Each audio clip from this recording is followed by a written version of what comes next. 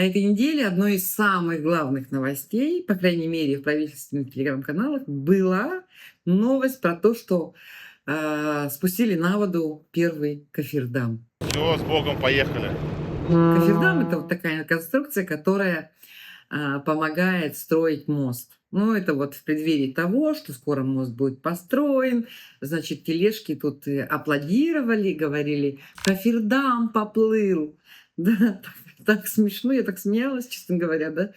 Почему? Потому что смотришь на этот кофердам поплыл, да, и думаешь: это не кофердам поплыл, это ваши деньги поплыли. Они так радовались, как будто вот, это не вот эта конструкция поплыла, да. Кстати, она ржавая, и там многие комментаторы писали: «Почему там ржавчину, значит, спускаете на воду? Что это такое? На что вы тратите деньги?» Туда-сюда. Так вот, это, значит, они так радовались, как будто этот мост уже построен. Вот, не кофердам спустили на воду, да, радость такая была, а как будто целый мост построили. Но людей можно понять, они очень долго ждут всего этого. Этот мост уже всех заколебал, сколько можно, давайте стройте. И вот хотя бы первый шаг сделали к тому, чтобы, ну, первый такой крупный шаг к тому, чтобы этот мост был построен. Но проблема-то в том, что денег в республике нет. Смотрите, вот они сейчас стали кроить бюджет. Они вообще, Тумусов обратился к Мишустину и сказал, что вот, что это такое, да, Николаев плохо управляет республикой, давайте, берите нас под свой контроль, под свое крыло, или дайте нам денег, да, в общем, письмо писал Мишустину.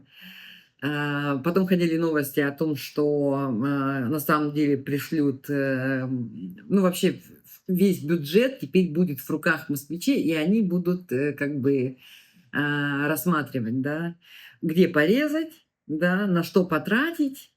И никаких, вроде бы, тоже новости проходили, что никаких дополнительных вливаний в республику из российского бюджета не будет.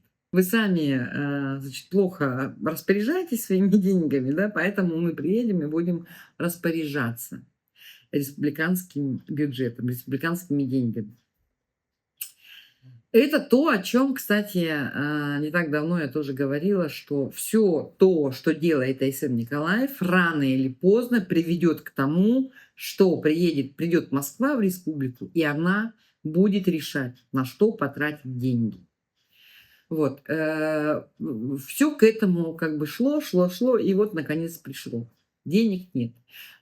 Потом, значит, муниципалитетом на этом, вот, потому что денег нет, вызвали не муниципалитет, а улусы, да, улусных руководителей и сказали: «Хватит плясать и танцевать. Давайте займитесь уже делами. У вас денег нет, денег еще не будет. Мы в социалку уже типа порезали там на 12%, да, но вы должны заниматься работой. Хватит сосать, значит, из республиканского бюджета». Нищета, значит, да, подзаборная. Заколебали стоять, значит, с протянутой рукой. Сколько можно, идите работать, да. Вот в таком ключе происходило, значит, все это действие по поводу республиканских денег, по поводу улусов и того, как в этих улусах, значит, зарабатывают деньги. Кстати, и потом еще была комиссия тоже по недропользователям, да. И выяснилось, что недропользователи не берут на работу, я сейчас скажу, как это связано, да, не берут на работу местных жителей. Об этом говорила у себя в телеграм-канале, написала, значит, Нигуян Заморщикова. Это депутат от «Новых людей». Она об этом тоже писала. Это вопрос встал о том, по-моему, сколько недропользователей вложили денег в республиканский бюджет. И она такой вопрос задавала. Оказалось, что недропользователи там чуть ли не меньше 1% берут, ну, из всего количества людей, которые у них работают, меньше 1% это жители местные. Недропользователи за прошлый год вложили в республиканский бюджет меньше, чем в республиканский бюджет вложились в виде своих налогов жители Республики Саха. И на этом фоне, значит, выплывает на реку Кафирдам. Ну, понимаете, абсурд, да? Вообще всей этой ситуации абсурд. Ты тратишь деньги, ну, я про Айсена говорю, он тратит деньги на вот эти мегастройки, которые сейчас в принципе никому не нужны. Сейчас бы, знаете, денег бы хватило на еду, а не на то, чтобы, значит, в Алан-Холланд сходить, да, посмотреть на работу кузнецов или по мосту проехаться. Денег нет, режут бюджеты, социалку порезали. На войну огромное количество денег отправляют. Еще и на это тратят, да? А потом улусам говорят, вы надоели нам стоять с протянутой рукой, когда же вы уже будете работать? А я хочу спросить, так вы же сами лишили улусы полномочий, вы у них все отобрали, а потом вы им значит, ругаете их и говорите, что они у вас нищеброды. Вы сами довели ситуацию в улусах экономическую до такого состояния. Почему недропользователи, да, почему вот эти компании промышленные, которые добывают золото, нефть, газ, алмазы, почему они зарегистрированы на территории Москвы и там платят налоги? Почему они зарегистрированы на территории Санкт-Петербурга и там платят налоги? Почему они, если они добывают, допустим, в Алёкминском улусе или в Оленьке, не зарегистрированы в Оленьке и там бы прямо в улусе платили налоги? Сами продали все, отдали все москвичам.